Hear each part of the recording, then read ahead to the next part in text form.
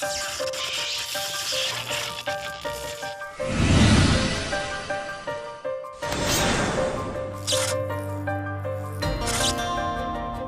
everyone, HMK here. I want to record this video in a very loosey-goosey type of way. And you ever have those dreams that seem very vivid, and a lot of people tend to remember their dreams after they're done with the dream, and sometimes they only remember bits and pieces. Well, I want to make this video. It's not really a theory, it's not really a prediction or speculation or anything confirmed like that, but as Zelda is my favorite franchise of all time, Breath of the Wild 2 obviously has been on my mind ever since they first announced it, right? And a couple of days ago, I actually had a extremely weird and vivid dream. It was almost as if like a event or a trailer or some sort of, I don't want to call it a direct, but it was some sort of online related thing I was watching where they gave out details about Breath of the Wild 2, which broke down a little bit of the story, but more of its gameplay and when it released. And it just seemed so real to me at the time, because I usually have dreams every now and again that seem extremely real, like too real, and then I wake up and then I wonder if that was a dream or not, and then I come to terms with it like about an hour afterwards. So I mean, it's all good. But this dream, I was able to record like as soon as I wake up, I bust on my phone and I get all the details of what I remember for the dream before like it passes through my head or whatnot. And these details get really vivid, so I'm gonna explain to y'all. I want to have like a fun little video explaining my dream about Breath of the Wild 2.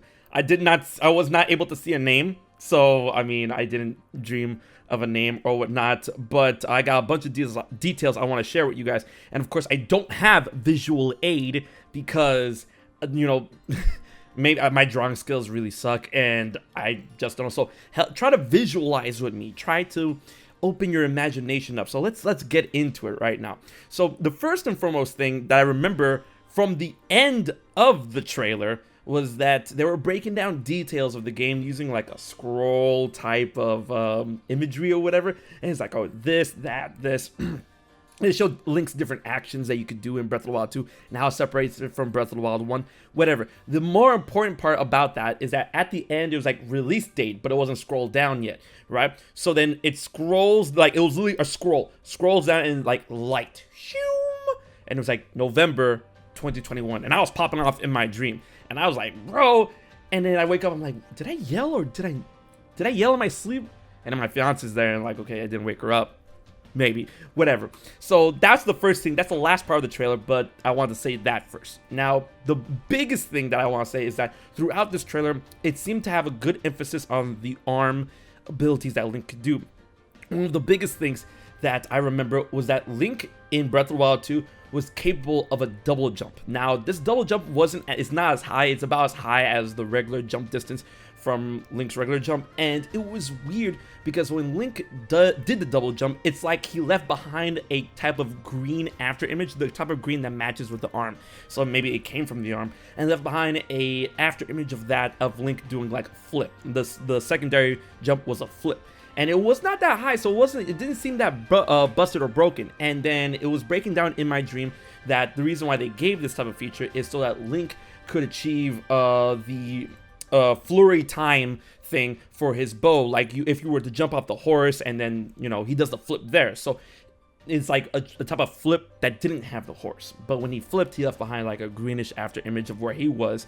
And then you could use it to, you know, jump around terrain. It's very movement based or whatever, but that's one thing I remember. The second thing I remember was underground entrances. Now this is where it gets really weird. Now if you thought the release date was weird or the double jump was weird, this is where it gets weird. The underground entrances seem to have come out of various points of Hyrule in a very diagonal type shape.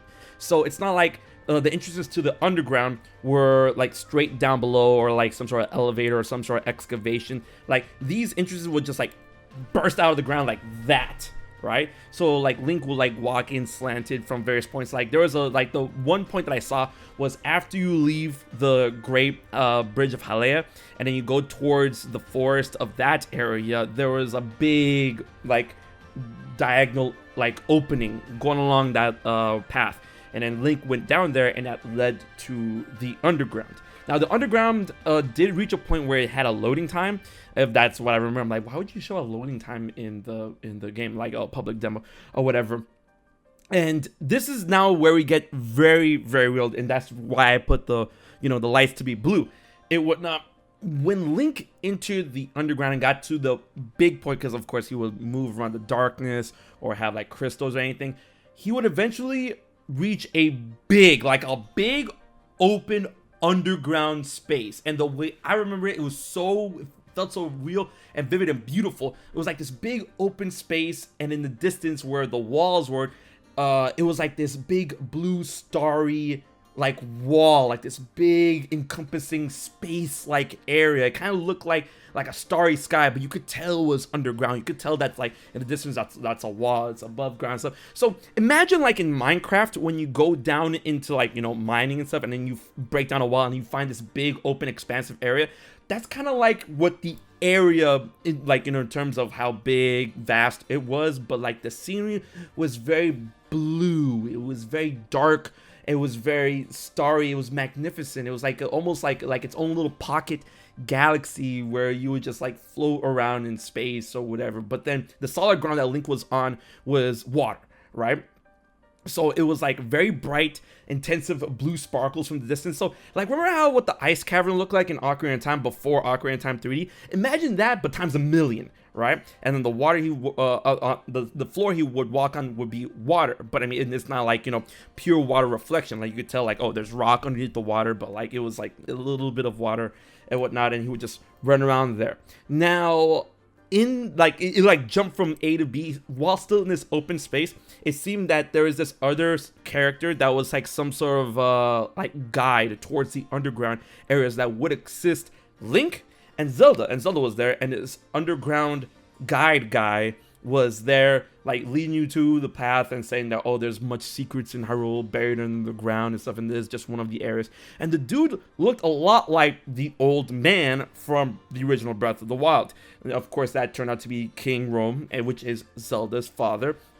But this guy, instead of having a white beard, it was like more of a dark brownish beard, and he wore glasses. But he looked almost exactly the same as the old man. So like Zelda apparently had he's like, oh, I see my father in him, so let's trust him type deals. I mean, like, oh, is this Ganon or Ganondorf trying to pose himself as an ally or whatever? But he would just go around and show you around the areas when you go into the cavern. So you know how Cass would show up in very specific parts of the game, and then he would just tell you a little bit about those parts of the area that you're in. So every time you go to the underground guide is always there, and I'm like, okay, kind of creepy. So in this one cavern, the one big dark blue starred cavern, as we kept going through this big open space, we will get eventually to an area where this blue flame ethereal energy would conjure these big heads across the void of the wall, right? And these heads were the heads of the bosses from Ocarina of Time in order. So like Link would see them, but apparently the guide wouldn't see them, or Zelda wouldn't see them. Only Link would see them, right? So you would see Goma, King Dodongo, Baronade, and then it will go to Phantom Ganon, it will go to Volvagia, it will go to Morpheus, after that it will go to Bongo Bongo, it will go to Twin Rova, and then of course it would end there. It didn't count Ganondorf's heads or anything, but like all the like temple bosses, they're just their heads in like this, in the shape of a blue fire and whatnot. And you would see them, and I'm like, what does this mean? Like, it was they're just lined up there, and they're like ominous, or they weren't moving or talking. They're just like head. I'm like, bro, okay, man. And like, it was in this big space, and then it got into a point where it showed off the combat a little bit against these, like, they were dark blue illuminated Lizalfos, and how Link would fight them. And the gameplay of the combat for Breath of the Wild 2, of course, it was built upon of the original Breath of the Wild, but it seemed like more movement-based swordplay, which seemed like a really big evolution of what we saw in Twilight Princess with sword arts and stuff, doing the helm splitter, the backslash and whatnot. Like, Link was very fluid in his movements, jumping around or like dodging left, dodging right. And when he would dodge backwards, it would kind of be like a backflip, but like a corkscrew backflip like that.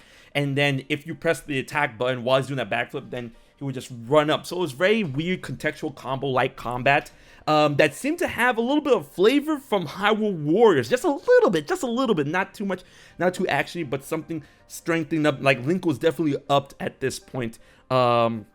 In Breath of the Wild 2, and he was only using the Master Sword, right? And like, they were explaining it in the video in my head that Link was a bit more confident in his sword play. He had a little bit more prowess under his belt. He understood how to protect Zelda. He had all of his memories back, so he was a little bit more wild, get it, with his sword play this time around in Breath of the Wild 2.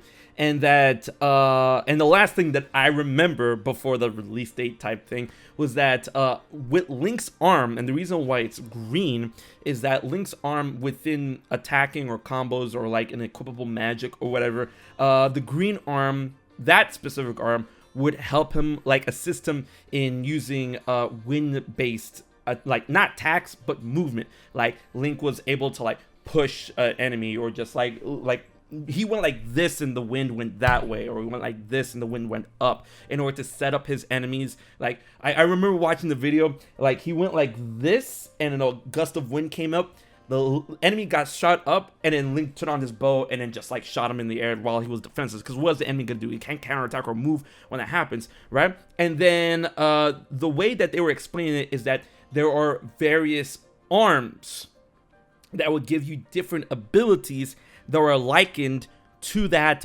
of the old champions of Hyrule. And then that's why I'm like, okay, this is where we're getting theory time. So like, this arm would definitely like, oh, am I talking about Revali's arm? No, I'm talking about the champion that existed before Revali that commanded Vamedo. And that champion at the time was also, you know, wind-based, and that's why the arm was green. And that there's other various arms around Hyrule that would give you other elemental-based or like contextual-based attack options or magic or anything like that. So like, you know, Daruk's predecessor, Urbosa's predecessor, Mipha's predecessor. There's arms that or limbs, I don't know, you know, these prior champions. But then why was this green arm specifically, you know, guarding Ganondorf's corpse? It didn't answer that. But that was like the weird part, and that was all I can remember from the dream. And I'm like, hopefully I can get another dream going on, but it looks so real, and the combat and the movement and the gameplay looks so like deep, and I was ready for it. And then we got the release date of November 2021. But we'll see if that happens. It's probably not gonna happen. Remember, there's not a dream. There's not speculation. There's not a prediction. There's not a theory, anything like that. I'm just letting you know what I saw in my head. And I thought what I saw was really cool and really wild and really real for dreams or whatnot. But let me know what you think about this dream in the comment section below. I just really want to share it with you guys, and hopefully I can get some concept art going about what I saw. And then I'm like, okay, this is it. But ooh, it was crazy, and you know, people on social media told me to make this video, so I mean, I did. So if you enjoyed it, please like, share, favorite, subscribe, and more when it comes to the next piece of Zelda content on the channel. Until then, this has been HMK, and I will check you guys later. Don't be afraid to dream.